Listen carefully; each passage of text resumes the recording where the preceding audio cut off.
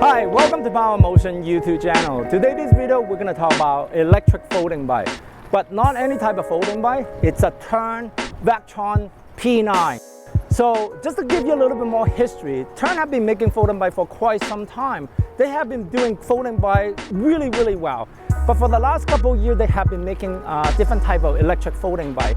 The first one, which is the e-link D7i, they started off in Germany. It's been really successful. And then the second version of electric folding bike they came up with is the Vektron S10. So that was with a Bosch system. This year, 2018, they came out with the Vektron P9. So it's a little bit lower price point, but has a really great component. So I'm going to tell you a little bit more about this particular bike here. Hi, it's a beautiful sunny day here. We're at noon right now. The sun is just on top of me, so it's extremely hot. So this bike is basically for someone who wants to have a little bit of economic alternative electric folding bike. So Tern had made multiple folding bike. They have made the e-link D7i. So that's the first generation. Then later on they have the Vektron S10. And then this year in 2018 they have the P9. So I just want to compare with the previous model of the Vektron S10. The drivetrain is made by Bosch. And on the P9, this one here is actually made by Vektron. Let's talk about the pricing. On the Vektron S10, the pricing in Canada is actually $4,400. In US is $3,400. For the P9 in US, it's $2,600, and in Canada is $3,299. So there's a significant price drop. It's almost like $1,000.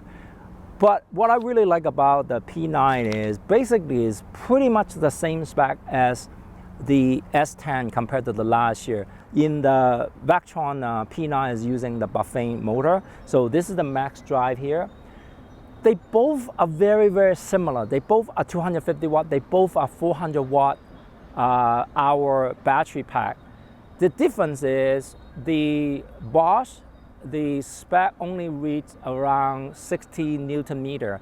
That's basically the top measurement. On the Vektron, it actually has a rating of 80 Newton meter. So just on the spec, it actually provides a very much more higher torque in terms of the motor. And when I rode this bike, it is actually quite smooth. When I changing all the gear, it's very smooth. It doesn't have sort of like a surge power. So in terms of the look, this one definitely has a way much more better look. This is a hydroforming frame compared to the E7 D-Link, just basically straight tube. And this one I actually have hydraulic brake where the E-link D7i don't have, just a mechanical brake. One of the highlights of the Tern bike is they always make high quality folding bike, but not only that, they always make the folding bike that can fold in 10 seconds. So on this particular bike, I can fold it in 10 seconds. Compare this to electric bike. Something like a Surface 604, they will have better value, better price point, lower price point, get a better component. But our electric bike cannot fold. You cannot compress the bike and put in the back or trunk. You can literally take this on a C-train or bus if you really want to. So I think this is a better comparison in terms of if you needed that kind of benefit that you need to be able to take it on a bus or be able to store it and close the fold the bike. This is definitely a better benefit compared to a regular electric bike. All right, so let's get into the spec of this bike. So let's just start from the top. So on the top, you have a biologic handle grip. It has a very nice index Shimano Levo shifter here. And then the famous Android 2 adjustable stem. It'll allow you to pivot your handlebar very nicely.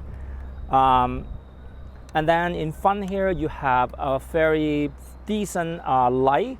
So on the left-hand side here, this is what I call the control panel. This is your control panel that provide you the control for your electronic. So let's talk about the front tire. Has a really wide Chauvet Big Apple tire. I believe the Chauvet is actually custom make this tire for Tern.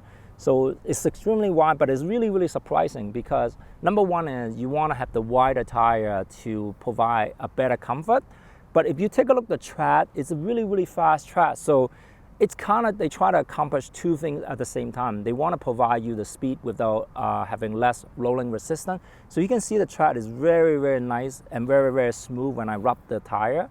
So provide you very good urban riding without losing mileage. In the front here, this is a hydroforming fork. So hydroforming is basically how they create this fork, is providing hydraulic inside and hydraulic outside to form the shape of the fork. So what that means is these forks are made equally string. It doesn't have any weak spot. As a matter of fact, if you take a look at the frame, you can see this sort of very aerodynamic shape. It's also done in hydroforming. And that's one of the premium of this particular bike compared to the Yeeling D7i. They're not hydroforming frame. Has a very nice Shimano hydraulic brake, nice rotary here. This is a cargo rack. It can handle up to 55 pounds, so it's a really great rack that you can carry a lot of stuff. So on the derailleur, you have the Sora derailleur. It's a really crispy derailleur. I can always shift the gear exactly where I want it instead of having a very reliable shifting. On here, you have the quick release pedal. So basically, if you squeeze this yellow part here, this pedal will just come out. So to put it back, basically, you just have to squeeze the yellow part and just push it in. So this is a Bafang max drive motor here. It's a mid-drive motor, and it has a 250 watt motor. So it provides very decent power. It has an 80 Newton meter torque. So really high torque relatively compared to a 250 watt motor, and compared to the Bosch only able to output around 60 Newton meter. The battery pack, it's basically 36 volt 10 mAh battery, or translation is 400 watt hour. So give you a pretty good decent distance. So provide probably between 40 to 60 kilometer in terms of the range. It's a telescoping seat post. So you have this one that you can go up and down, and you also have a second one that you can go up and down. I can raise it really high, and so you were able to fit someone really tall. So that's it for the spec of this bike here. I just really want to give you a true view. If I just kind of tell you, this bike, everything is good, then it's not a true review. So two things I want to highlight it. And so when they make this display, it's really compact. So if you're a first time user, is kind of looking, where's the power button? Where's the power button? It's not here. It's not in the front. It's actually on the side here. So again, that's just a minor issue, just more ergonomic. Once you know where the button is, you can actually power up. But the funny thing is, if I hit this button, this will not turn on. So again, if you're first time user, why is it not turn on? Did I get a defective bike or something along that line? But one really key thing is you have to hit the button for the battery. Now you can turn on the system. All right, next I'm gonna show you how to unfold this bike, and hopefully I can fold it in 10 seconds. And that was the whole idea of having an electric folding bike. So let's start now. Remove the kickstand, drop the seat post, open the main hinge, pull the front handle post back, stick it together, drop the handle post. So probably less than 10 seconds. So overall, compared to all other folding bike like the Yeeling D7i or the Vektron S10, I think this one provides great value, but is also really good looking bike. Has a really good color and a hydroforming frame, so provide you really good structure. So relatively, I think this is one of the best folding bike that Tern have ever made compared to all other models on the market right now. So if you do like our video, be sure to give us a thumbs up, or subscribe our video, or come by and check us out at Power in Motion. Thank you for watching. Have a great day.